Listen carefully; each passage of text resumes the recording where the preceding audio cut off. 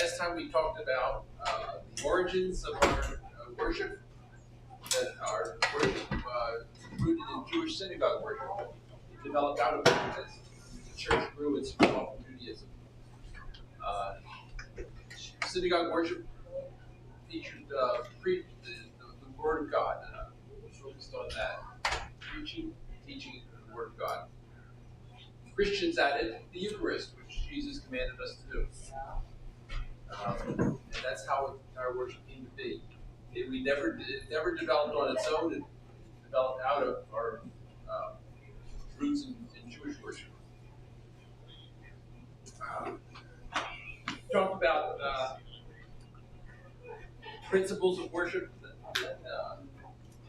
basic for worship, and we talked about the importance of ritual, what ritual does. And the rituals are all through our lives. Families have rituals. Can you think of something? Thanksgiving dinner, right. And Thanksgiving dinner has to be the same thing every year. Pretty much so, right? Turkey, mashed potatoes, gravy, or sweet potatoes, maybe. Somebody forces us to have Brussels sprouts. Somebody forces us to have Brussels sprouts occasionally. Oh my gosh, no. So.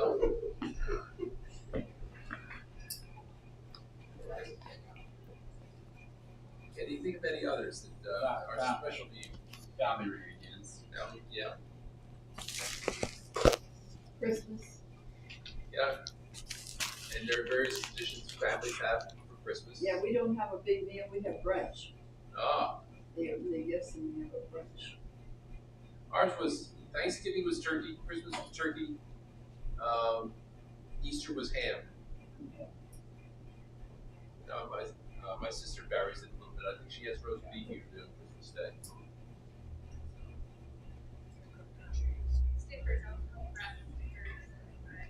How about just eating dinner together every night as a family could be seen as a ritual? Yes, it is, and that's important to have.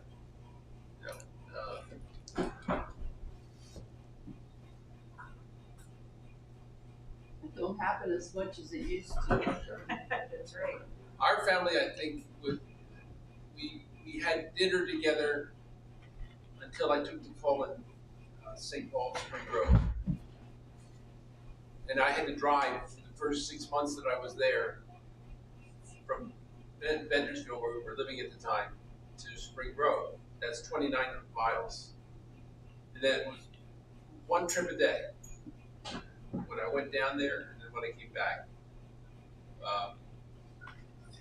It certainly wasn't going to be a situation where I came back and forth 2 or 3 times, like I might do it at another call, some of my other churches. But that meant Barbara fed the kids more than I did. And I missed dinner with the family. They were in high school too, it made it more challenging. Yeah, that too. When your kids go to high school and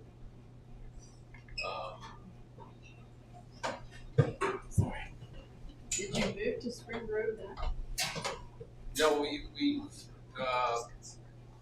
Barbara came up with the bright idea. She visited a couple of homes that were on for sale, and she said, it would be much better if we found a piece of land. Well, if we buy a house, we're going to argue for the rest of our lives how to fix it up. Because I want to fix it, and Paul say it's fine. And so I said, well, you design the house. That was the other bright idea that I had. I'm not usually that smart. That was. So she did. She designed a beautiful home. It's 1 mile north of Abbottstown, where some of you have taken me home there. And we've been there now we're on our 26th year in that house. Yeah.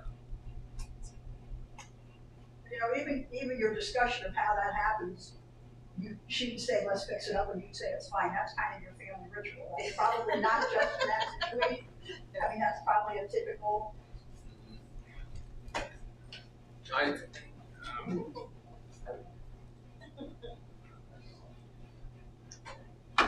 Another thing, one of the things that rituals do is they structure our lives. And support us in our faith. I'm going to pass this out to you to take home to read. It's 2 articles by a Roman Catholic priest that I really like reading, Father Ron Rolheiser. He's a Canadian, all right, by birth. Oh, Canada. But he says,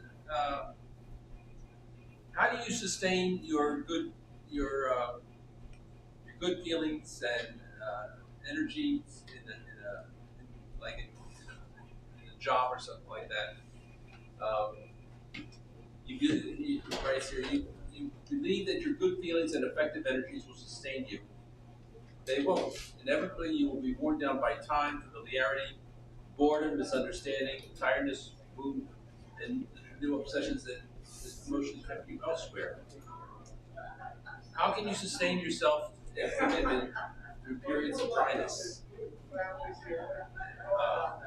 In any kind of endeavor, a marriage, family, a job, your faith in Christ, practice of the faith. How do you sustain that week in and week out, day in and day out? You maintain that commitment through routine, ritual, and habit. Anchor your person and your commitment in ritual habits that steady and hold you beyond your feelings on any given day. Set rituals for yourself, certain ritual behaviors that you will do regularly no matter how you feel.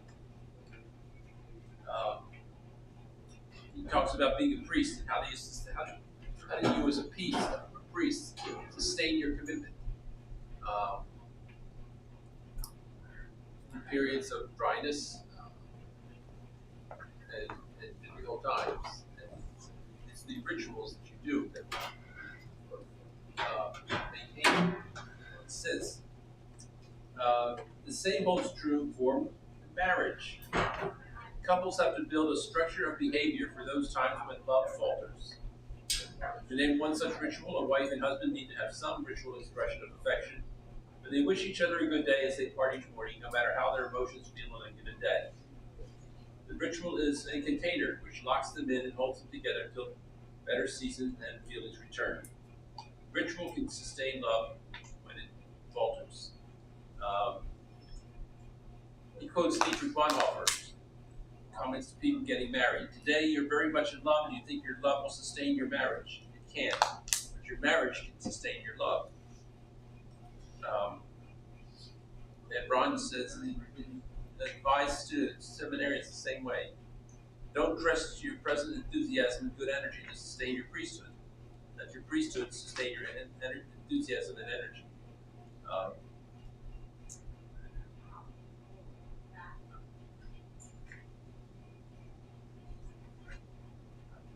In other words, the rituals you follow, the patterns of behavior that you follow as an order for yourself or a family does, sustain commitment when you don't feel like doing it.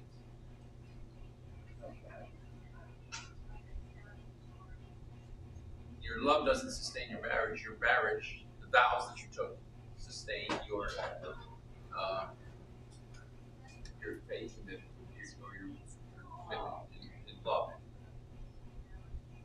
Does that make sense?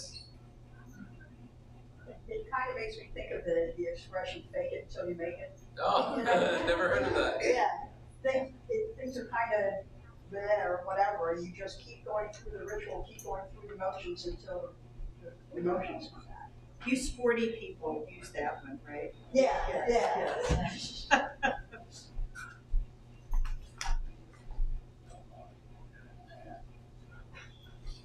You know, I think we depend on rituals, as Julie said. Even when you say you don't want to follow the rituals, you seem to follow, we develop it. And I think it's almost like the built version of the security blanket. We feel better about things if we follow these rituals. You miss them. Well, that's the thing, it's something that, it's a bonding thing, and security, it's just something that we've always seemed to develop. But I think we have an innate need to have them. And I've seen that kids often really count on those rituals too, especially if you don't do it the same way. They'll be the first ones to speak up. Aren't we going to fill in the room? Well, where Yes. On the other hand, there's also that's not the way we do it. It's not the way we've always done it. So, Yeah. you have to be wary of that as well. The 7 last words of a dying church. Is that it? We never did it that way before. Well, the liturgy is flexible enough that you can do things that are a little different from time to time. Differently, but the same. Yeah. That's kind of what you do. I think if it becomes mindless, then you're in trouble. If there's a purpose to your ritual, then you're okay. we've done the Easter dawn service for about, I'd say it's close to 90 years now since it started. Really? 90? It has to be. I know some of the people that rented are passed away. Yeah. At least 56. Yeah. Come on, you don't remember the first one. We had to get up at 6. It was at 6 a.m. So we had to get up. Before Dad milked. Well, it has to be That was a 90 because my brother was 12 years older than me, so that would be over 90. Yeah. That was good. Is there a difference between a tradition and a ritual? I guess that's a tradition. I would say rituals are tradition. They can be. They're rooted yeah. in tradition. Well, there we go. And that's interesting. I took the whole family last night to the Dutch Apple Dinner Theater. And their play, the show that's on is Fiddler on the Roof. Yeah. Oh. And what's the first song? If I were to tradition. Oh. It's tradition. You know, he compares the life of the Jewish people to a fiddler on a roof. You know, he has to do a balancing act. And he says, well, how do we keep our balance? He says, I can tell you in one word, tradition. And traditions, by traditions, people understand who they are and what God wants them to do. So that's the carriers of our faith. There's a statement that I think is insightful here. Tradition has been called the living faith of the dead. The democracy of the dead. In other words, it's how our forebears who in the faith passed on to us the faith once delivered to the saints, as it says in the letter of Jude. It's how we transmit from generation to generation. The root word of tradition is to hand over. And every generation hands over the faith to the next one. You brought in, that's another element. There's an emotional element to all this, emotional attachment to these things. Tradition is the living faith of the dead, or the democracy of the dead is the same. The dead, that's how the dead get a vote in our churches. Traditionalism is the dead faith of the living. That's when you're doing something by rote just because it's there. We've done it that way, right? You're not reflecting. That's worshiping the dead people. What? So that's not worshiping God, that's worshiping the dead people. Talking about my father. And my grandmother. Well, which is a joke, is my father never went to church. I would say this about this church, which my parents, when they moved here, joined this church in 1975. And this church has a marvelous and wonderful tradition of worship. It's evangelical and Catholic at the same time. I can explain that if you want me to. It was a Catholic small C. Yes. I think you should. I think it would be helpful It would be. to hear that. Catholic means according to the whole. The opposite would be sectarian. It's what churches agreed on at every time and place. So, for example, the creed. We don't rewrite the creed, we just confess it every week. This year, by the way, is the 1700th anniversary of the Nicene Creed. It was written at the Council of Nicaea and adopted by the whole church.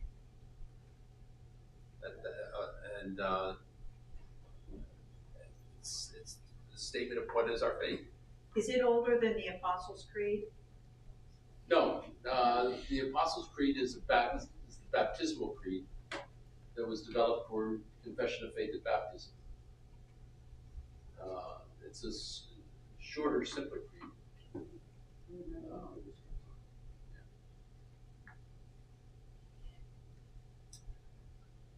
Evangelical means devoted to the gospel, to lifting up the gospel, to proclaiming the gospel. So our worship is the worship of the whole church aimed at proclaiming the gospel.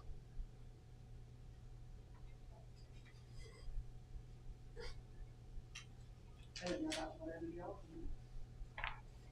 Yeah, yep. It's rooted in the evangelical means literally the good news. Mm-hmm.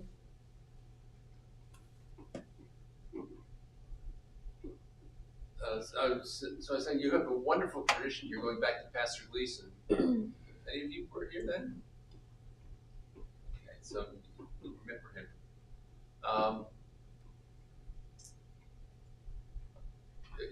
You were the first church to adopt the LBW in this region. You were the first church to go to weekly communion in this region.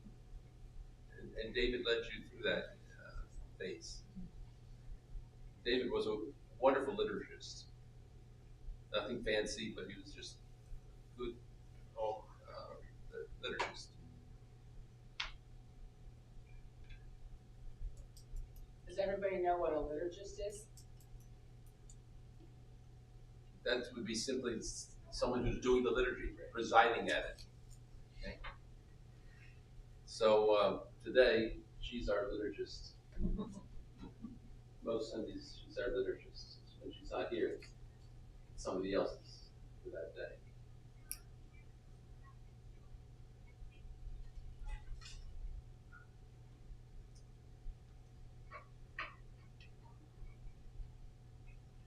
I think of him every time they sing Lift High the Cross. I remember him walking up through singing that. His whole heart was in it.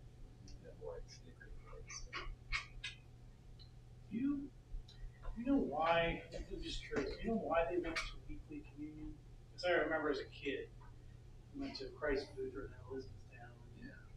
They didn't do communion every week. That, by the way, Christ Church in Elizabethtown is a wonderful church for the liturgy it does. The pastor, A.J. Dominus, is just excellent. And what's her name? Doris Eklund, remember her?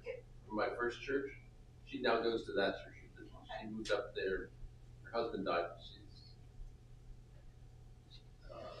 She was the wife of the head of the call committee that brought me to my first church. I would say that the question you put to me is really, it should be in reverse. Why did the church go from every Sunday communion to single Sunday, once a month? Yeah. Because the tradition, okay, from the beginning of the church was word and sacrament, the Eucharist. And it was done every Sunday that the church met. Why did it become one Sunday a month? It has a lot to do with the way Lutheranism began here in America. There were not enough pastors to cover all the churches. So pastors were circuit riders. They went from church to church to church through the week. And that became the tradition. And then that became the tradition. There you go. So in many So- people's lifetimes, that's what they think is normal. Yeah. So what the LBW, the Green Hymnal, did was restore the Eucharist to its place in the regular worship service. But well, I was sort of a circuit rider when I was in Bendersville. I had 3 churches. None of those churches could support themselves a full-time pastor. So they had 3 churches together, and that parish developed certain traditions as a 3-church joint parish. It was interesting. The first church I went to in the morning was St. James, Waynesville. Wonderful little congregation, 45 people Sunday, and but a wonderful group of people. Good spirit. They sang well at 8:30 in the morning. And they were so generous, incredibly generous people. They would take up collections in church, or say somebody might have a fire in their house. They'd collect $1,000 on that easily. Pastor Biles, so just so I understand, so I've only ever known the church since Pastor Lisa was here. So prior to that, we did not do the Eucharist. We did in the liturgy, the Eucharist was done. Because I only ever remember that. Like that's why I know it by heart. So we prior to Pastor Lisa, we didn't do the Eucharist. I'm pretty sure you did. It was just once a month. Okay. We Even only in the had structure, communion about 3 times a year, 4 at the most. Right. Yeah. Yeah. It was once. That's It right. wasn't every month No, it we wasn't. do that. Even in the structure of the service book and hymnal, though, it was the liturgy was laid out as the service of the word, and then the Eucharist was a little addendum stuck on the end. Right. Right. In the LBW, it was the other way around. It was assumed you were doing the Eucharist every week, and if you weren't, there were some other instructions for how to cut it out. So it sounds like what it became was a way to shorten the service almost, so you could Get home to your traditional get to Sunday the other dinner. churches. The game's on. Let's go home and stand the cross, right? Or also, there were That certain way. congregations Yeah, it that was didn't have a pastor leading their worship every week. So they only could have communion when the pastor was there. And communion Sundays were known as the pastor's service. Yep. So it really got. Was there who was the liturgist without the actual pastor there then? Was it? They would have what's called a Sunday school service. And St. James Waynesville was an example.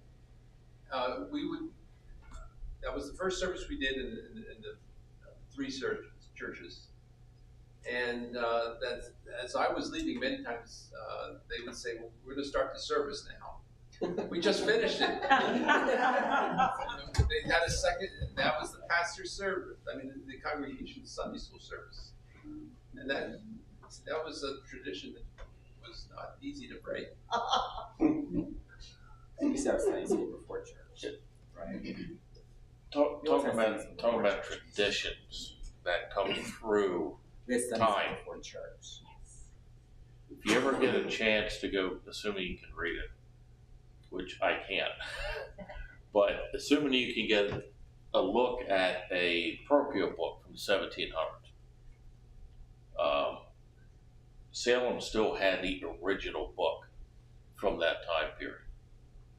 And I had a very good friend who was a genealogist, and it was written in Old German, which even a lot of today's Germans can't read, but he could read enough of it to understand. If you go back through that book, you would find marriages, baptisms, this sort of thing, were done roughly every quarter. Not whenever you wanted to, So but when the pastor was there. that's when the pastor was there, because he was on a circuit to other churches. Yeah. So about once every 3 to 4 months, you had all the baptisms, all the marriages, communion, all this on one day. situation of the church being, trying to grow the church in a new country, in the wilderness, that necessitated some stopgap measures. Yes, and and the same thing happened during COVID. Yeah. Okay. Before COVID, you didn't have any of this streaming churches that are, worshiping in front of your TV set. With the church service, Zoom, something like that. But the necessity of having to try to keep some contact with people led to the use of Zoom and what other ways of worship? YouTube. Mm-hmm. And our Facebook fellowship group, the Wednesday prayer service is on that every week. Mm-hmm. So sometimes the emergency measures are taken, and then they become sort of the new standard. Tradition. Yeah. Well, actually, we discovered it was evangelical, because very nearly every new person we have at Trinity first worshipped online. Not every single one, but almost every single one. Because that's how people look for churches now. They get online and see what's out there. They don't go to the yellow pages. Yeah. Great. One of the yellow pages. You're dating yourself there. Let your fingers do the walking. These kids are going, what's he talking about? Oh, look. He used to sit on those, I mean, and that's a major, when you go to a modern day pastor's conference now about maintaining and growing a church, that is a major thing you learn about. Is all evangelism is online. It's more online than it is door knocking, and it's useful as a tool to introduce people to the gospel, to the community, to the congregation, to the work of the church. It's not useful except for in certain circumstances to maintaining that community, because we are gathered together bodies. when we are physically together. You need bodies. Yep, but it is absolutely worth everything for those folks who are regular online worshipers, because they're homebound. Because in the past, if you were homebound, you just quit going to church. Now we do our best to enable them to worship at home. And that's one thing that I've tried to instill in Trinity's online presence, is that, and Sienna can speak to this because she does it for us every single week, is that she doesn't just turn on a camera and people who are at home watch other people worship. Every slide she produces is everything that's in our bulletin, including with the hymns and the prayers, and so that they are enabled as much as possible to be worshiping at home, which keeps them more tied to the community, because it's not personal at all to just turn it on and watch other people worship.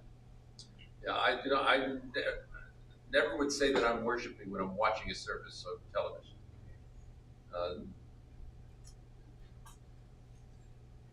It's the nature of our faith. We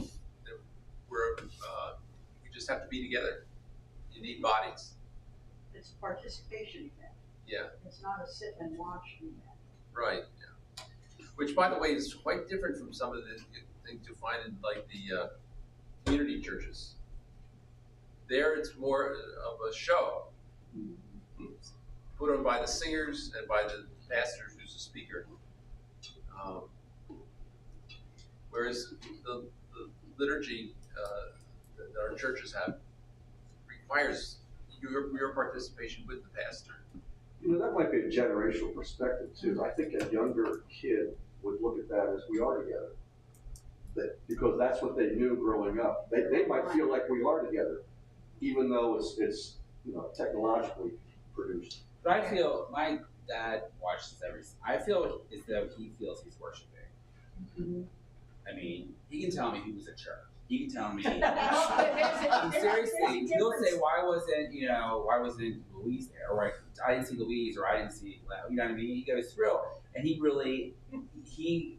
was through your sermon. He listens, obviously, your sermon, and he feels a part of that sermon You know what I mean? But there's a difference. I can tell you, like personally, the difference for me with our own online production is that there have been times like when I had COVID and missed my own birthday party and wasn't here. I put on YouTube Trinity's worship that week, and I worshiped with you all. I was here in my heart. I was paying attention. I was reading the prayers. I was not really singing the hymns because I had COVID, but I was worshiping. There are also times when I turn on the YouTube thing because I'm on vacation or something, just to see how it's going. Then I'm not worshiping, you know? I'm just watching you all worship. So I think some of what we bring to tradition and ritual is intention, because you can also sit upstairs in person and not worship. Yeah.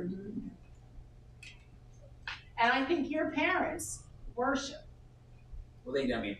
And then, hear from me. I mean, Dad was baptized, and he knows the whole. And they and I interact about our worship, Yeah. you know, on a regular basis. There are others that will say to me, "Oh, I watched it," and I feel sure that's what they did. You know, It's an outreach too, because things are so different now, you know, not like how we would have found church is different than how someone half our age would be out there looking for a church. So the fact that they came to it because they saw it on YouTube. Sure. And then they do come, so it's a good outreach. Yeah. I have to admit, it's sort of like working too many distractions.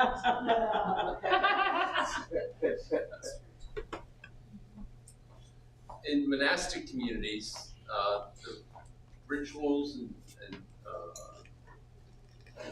activities are set down according to what is known as the rule of the monastery. Okay? It's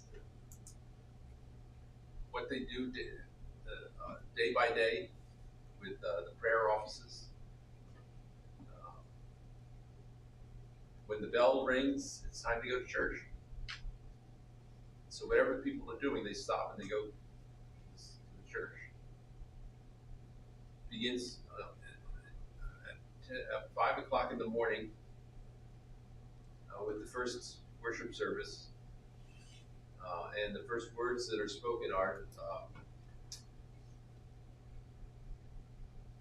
that my mouth was open the door of my mouth. Yeah, the door of my lips, my mouth should there you go.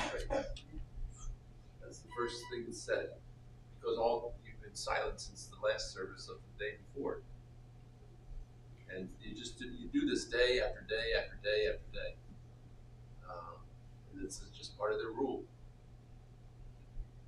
the rule that governs their behavior, and there are various monastic communities, the Dominicans, the Franciscans, from France, Pope Francis was one. The Augustinians, Luther was one. We have a Lutheran monastery in Oxford, Michigan.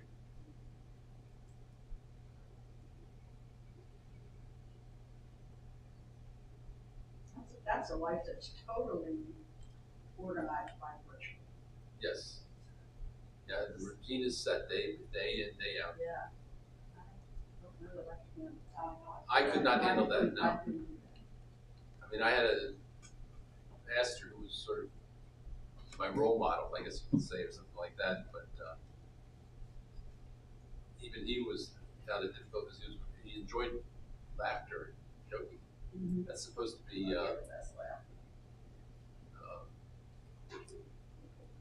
suppressed, I would say. And the rule of Saint Benedict, most famous one.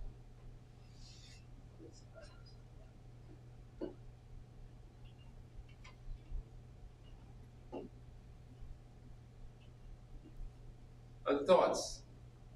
Did anybody have questions on what I wrote in the book here? Anybody need a copy?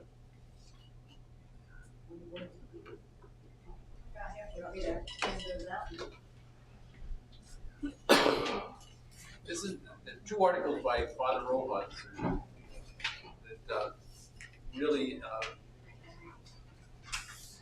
speak about the place of ritual in our practice of our faith.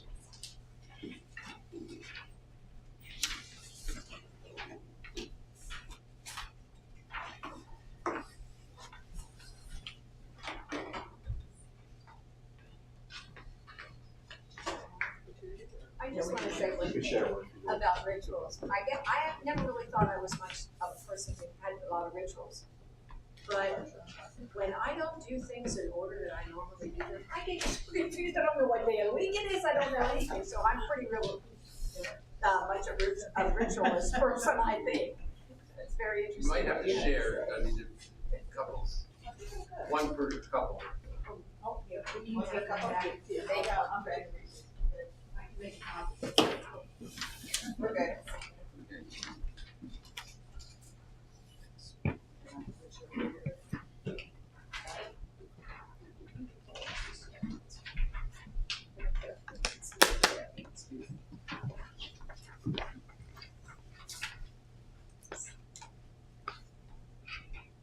So one can say that your faith doesn't sustain your faith life. Your feelings doesn't sustain it. The rituals sustain your faith. The going to church every Sunday. Yes, if I don't go to church on a Sunday, I think where did Sunday go? It wasn't this part of my life.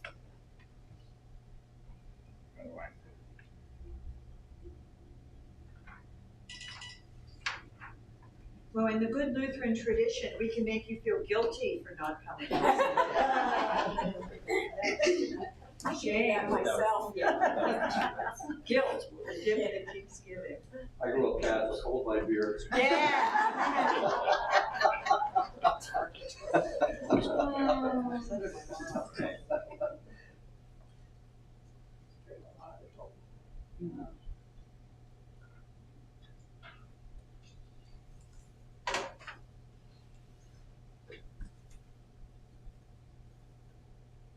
Our weddings are highly ritualized. You go to the reception, and you have all these things to do, right? You know, the bride has to throw her flowers, and cutting of the cake. Do you smash in each other's face or not? I think we behaved ourselves, didn't we? Yeah, we did. Now it's cupcakes. That's true.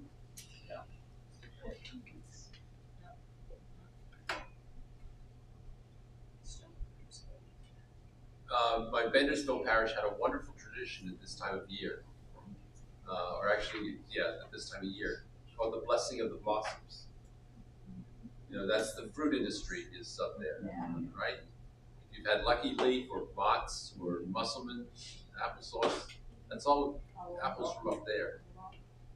And for Blossom Sunday, which usually was the last Sunday in April, growers would cut little branches off their tree, and then we had the children process them up at the first hymn, and then we did a prayer for the blossoms. Wonderful little tradition. It's not there's nothing in the worship book that says to do that. It's just their tradition. Well, that's the center point of their life, you know, those blossoms, their livelihood and, you know, why not bless them? And it was always interesting. You know the scripture, I am the vine, you are the branches. Apart from me, you can do nothing. Every year there was a wonderful illustration of that in the blossoms that came out. Because the peach trees, they were always the last to be pruned. Because peaches are sensitive to the cold. So the peaches would not be pruned until maybe late March or early April. And they would lie on the ground for a week or two until they were collected. But in that time, they would often sprout blossoms. You know, even though they were, cut off from the main tree, they would sprout blossoms, and but they wouldn't last because they were cut off from the vine and the branches.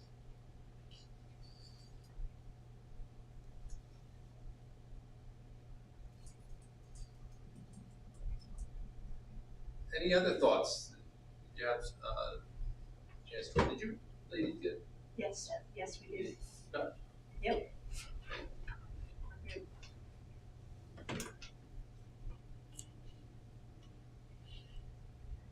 How many of you happened to watch the Pope's funeral yesterday?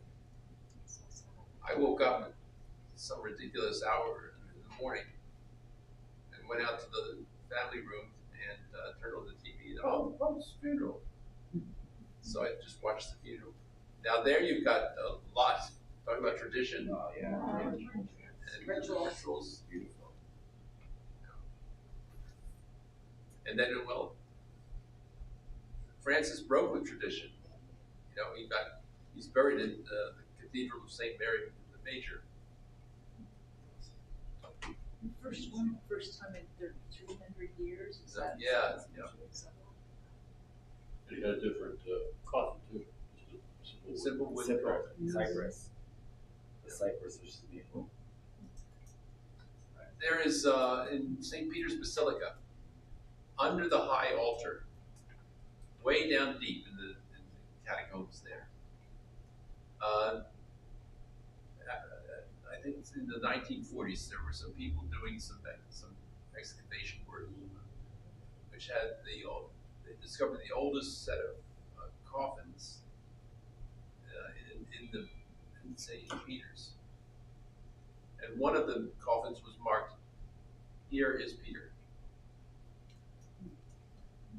Peter the Apostle. They actually identified his coffin. So you're talking about real people here.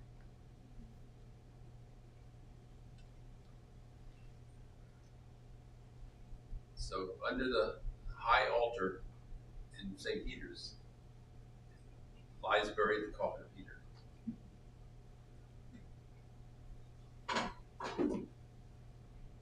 And St. Paul is buried in a cathedral that's known as St. Paul beyond the walls, outside the walls of Old Rome.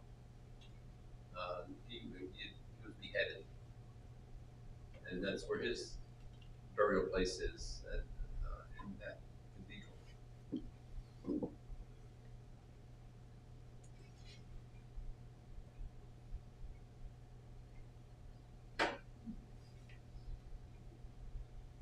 So, have we exhausted the topic for today?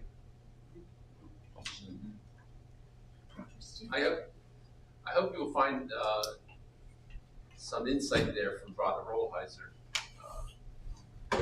I discovered him actually when I was visiting my cousin in Germany, in England. We went to the Roman Catholic cathedral there, and the bookstore had this book by Ron Rollheiser called something on spirituality or something like that, and I bought it and read it on the plane flight home from Europe to here, and I couldn't put the book down. It was so fascinating, his insights into things. I couldn't put the book down. So I read it all on the way home. 9-hour flight.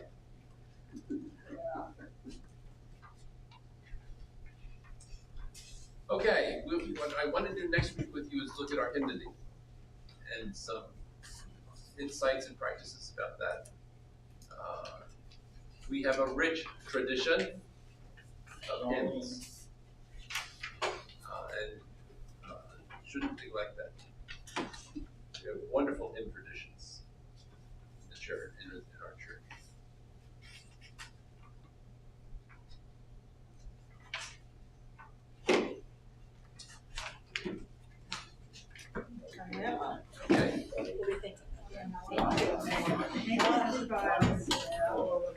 Okay. Okay.